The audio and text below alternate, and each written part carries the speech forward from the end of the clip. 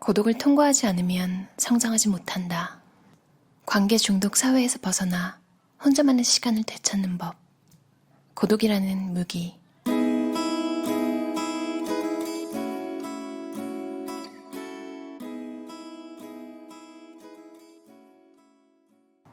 사람들은 타인과 이어져 있으면 피곤하다고 말하면서도 끊임없이 타인과 함께 있어야 하고 혼자 있으면 초조해야 한다. 유대관계 의존의 전형적인 예다. 얕은 유대관계는 마음으로 이어진 것이 아니어서 혼자가 되면 늘 불안함에 휩싸인다. 또 서로 가벼운 농담을 주고받는 정도로 이어질 뿐 진짜 고민을 서로 공유하는 것은 불가능하다. 껍데기에 불과한 유대관계를 아무리 맺어도 마음으로 이어진 관계가 아니라면 혼자 남겨졌을 때 외톨이가 된 것 같은 초조함이 다시 찾아올 뿐이다. 그러면 초조함을 달래기 위해 또다시 다른 사람을 찾아 함께하려 하거나 SNS 세계로 들어가 사람들과 이어지려 한다. 혼자 있는 것을 즐기는 사람을 보고 이상하다거나 청승맞다고 생각하는 사람들이 종종 있다. 오히려 그런 사람들은 점심시간에 함께 밥 먹을 상대방을 찾지 못하면 불안감을 느낀다. 사원 식당에 가든 외부 식당에 가든 항상 누군가와 함께 움직이려고 한다.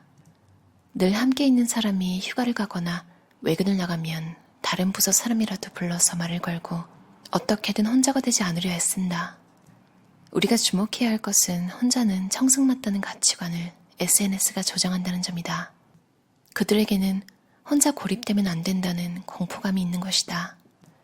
일상생활 속에서 유대를 맺으며 마음에 들거나 들지 않는 상대, 특히 가치관이 비슷하거나 다른 상대 등을 고려해 선택한 친구가 아니라 일단 관계를 맺고 보자는 식으로 맺은 얕은 우정이기 때문에 마음을 터놓는 친한 친구가 되긴 어렵다.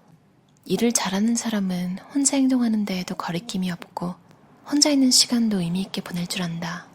혼자 행동하는 사람은 청승맞은 게 아니라 오히려 멋지게 사는 법을 아는 사람이다.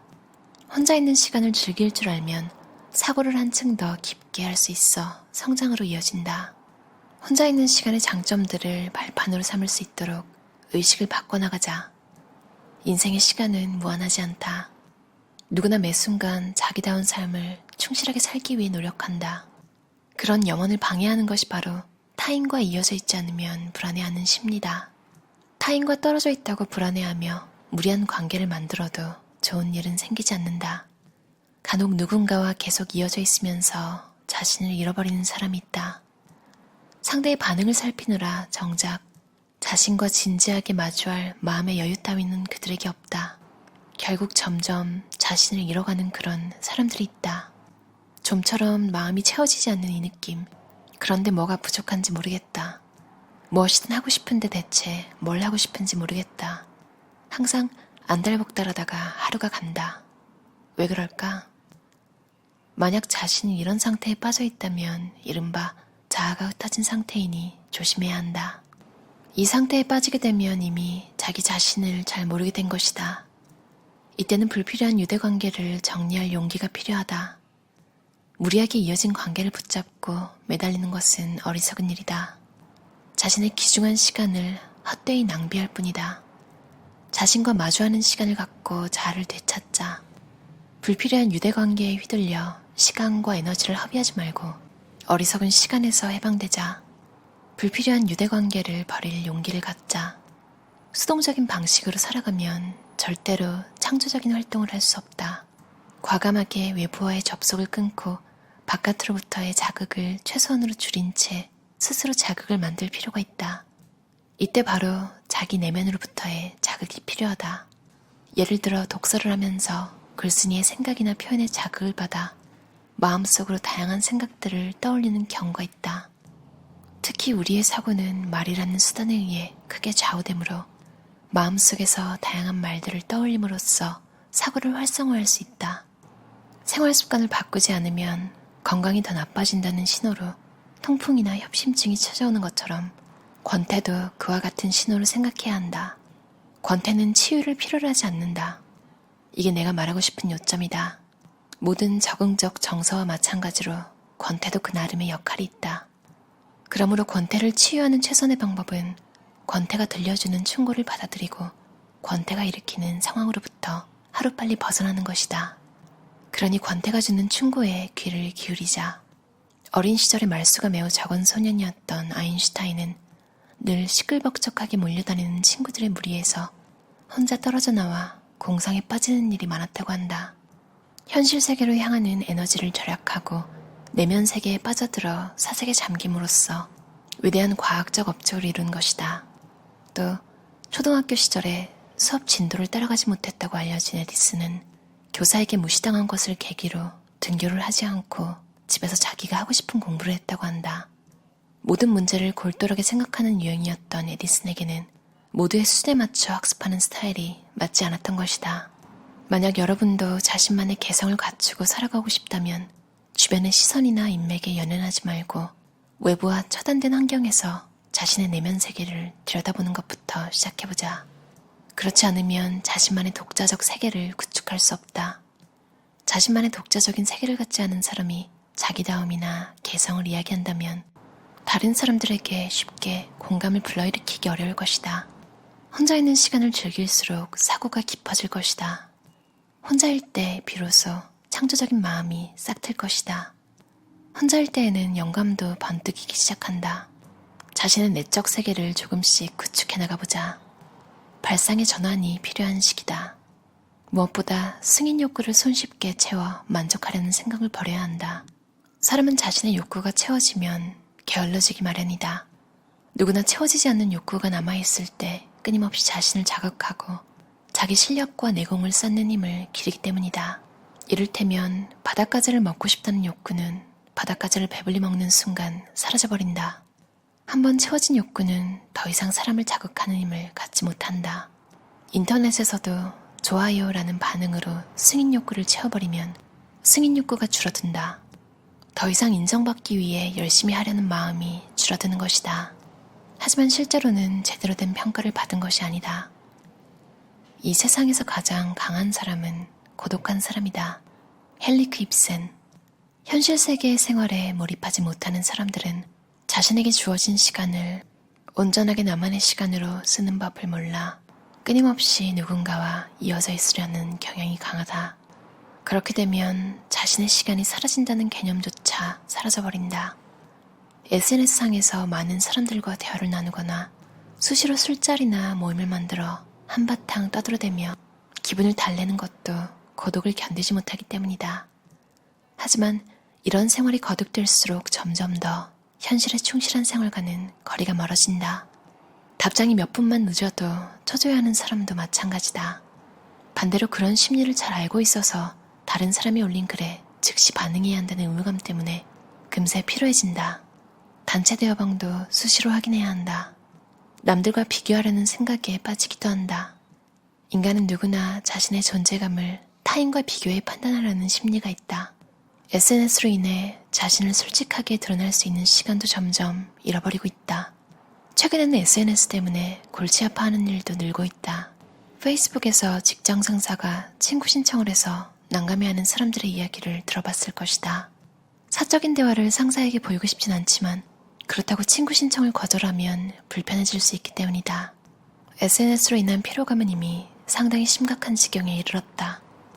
사람은 혼자 있을 때 진정한 자신이 될 수 있다. 따라서 고독을 사랑하지 않는 사람은 자유를 사랑할 수 없다. 아르투르 쇼펜하우어. 지나친 유대관계는 자신감이 없다는 증거다. 자신이 친구를 얼마나 많이 사귀는지를 자랑하거나 폭넓은 유대관계를 내세우는 사람일수록 자신감이 떨어지는 경우가 많다. 자신이 속한 무리의 뒤에 숨어서 자신의 나약함을 숨기려는 것이다.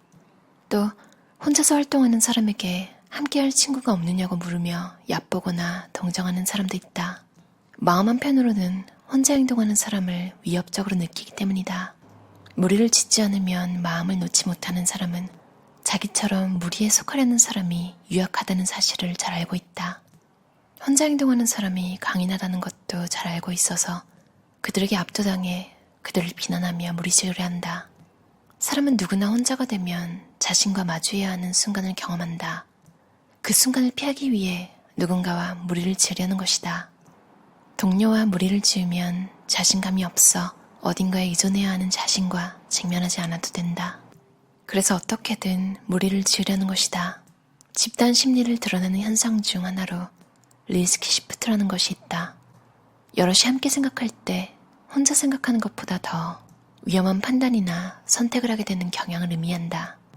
신호등에 빨간불이 들어와도 여럿이 함께 건너면 두려움을 크게 느끼지 않는 것과 마찬가지다. 하지만 함께 있을 때에는 대담해진다고 해도 혼자 할 때와 비교해보면 눈앞의 상황에는 아무런 차이가 없다. 즉, 혼자 있을 때에는 신중하게 결정을 내리던 문제도 무리 속에 있을 때는 가볍게 행동할 리스크가 높아진다는 의미다. 자신과 비슷한 사람끼리 무리를 지으면 편안하게 지낼 수는 있어도 새로운 관점을 받아들이기는 어렵다. 물론 잘 알지 못하는 사람이나 자신과 전혀 다른 유형의 상대와 유대를 맺기란 어려운 일이다. 그럴 때는 독서가 도움이 된다. 독서의 중요성을 강조하는 이유는 이처럼 단순히 지식이나 교양을 쌓는 것을 넘어 새로운 관점을 받아들이고 시야를 넓힐 수 있기 때문이다. 무리를 짓는 일에만 매달리지 말고 자신의 시간 중 일부를 자신과 전혀 다른 상대와 유대를 맺거나 독서를 하는데 써보는 것은 어떨까? 어떠셨나요? 심리학 박사 에노모토 히로아키 저자의 고독이라는 무기였는데요. 나무생각 출판사에서 나왔고요. 심리학자가 이런 책을 써주니까 고독한 시간이 많은 저에게 좀 위로가 되더라고요. 여러분이 혼자 있을 때 괜히 와서 같이 밥 먹을 사람 없는 거예요? 왜 혼자 다녀요? 사실 이게 진짜 그쵸. 그러니까 그냥 단순 질문이라는 걸 가장한 묘하게 기분 나쁜 질문이 굉장히 많잖아요. 근데 이 책에서 딱 집어져서 이게 기분 나쁜 게 맞구나. 제 감정에 대한 검열에 확신이 좀 섰어요. 왜 이렇게 제가 느끼는 감정에 대한 확신을 못 가질까요? 어쨌든 기분 나쁜 건 기분 나쁜 건데 전문가가 기분 나빠도 된다고 하니까 이제 편하게 저건 쓸데없는 질문이다 하고 그냥 패스할 수 있을 것 같아요. 그리고 저도 좀 여러 사람이랑 있을 때 맞춰주는 편이라서 그래서 혼자 있는 게 좋나 봐요. 이 책에서도 나와 있듯이 사람들과 함께 있을 때 자신을 잃는 느낌? 슬프지만 결혼하고 이런 느낌 받으신다는 분들 이야기 많이 들었거든요. 2명만 모여도 갑과 을이 형성된다는 인간관계라잖아요. 하다못해 먹고 싶은 걸 맨날 먹지도 못하잖아요. 왜냐면 조율을 해야 되니까 같이 먹어야 된다는, 같이 밥을 먹는 게 식구잖아요. 그리고 권태에 대한 얘기도 굉장히 좋았어요. 저도 그런 이야기는 들었거든요. 여러분이 느끼는 감정이 괜히 나온 게 아니라고, 몸이 지금 필요로 해서 알려주려고 티를 내는 거라고 들었거든요. 근데 권태도 그렇다는 이야기. 그렇구나. 인생이 재미없어서 권태감을 심하게 느끼고 그게 좀 기분을 가라앉힌다면 사람이 또 그런 기분을 해소하려고 뭔가를 찾아 나서잖아요. 왜냐면 그런 기분을 안 느끼면 맨날 똑같이 또 살 테니까요. 맞는 것 같아요. 손가락을 베어서 아파야지 치료를 하잖아요. 저도 오늘 뭔가 되게 고독한 기분이 지배하는 일요일, 그래서 이 책을 읽었어요. 그러니까 정신이 딱 차려지더라고요. 일단 이 책을 읽음으로써 몰입이라는 경험을 했고, 내가 지금 느끼는 고독감이 괜찮다는 이야기를 해주는 책이잖아요, 특히. 그래서 힘이 났어요. 외국 사시는 분들 다 느끼실 거예요. 지금 더 심하죠. 특히 코로나 때문에. 누군가는 간절히 원할 혼자만의 시간, 우리는 많이 가졌잖아요. 그걸 생각하면서 최근에 또 넷플릭스에서 한국 드라마 안녕 나야 라는 걸 봤는데 너무 좋더라고요. 또 다른 내가 나를 지켜보면서 케어해주는 것처럼 여러분도 여러분 자신을 좀 토닥여주는 저녁 보내면 어떨까요? 그럼 들어주셔서 감사합니다. 편안한 밤 보내세요.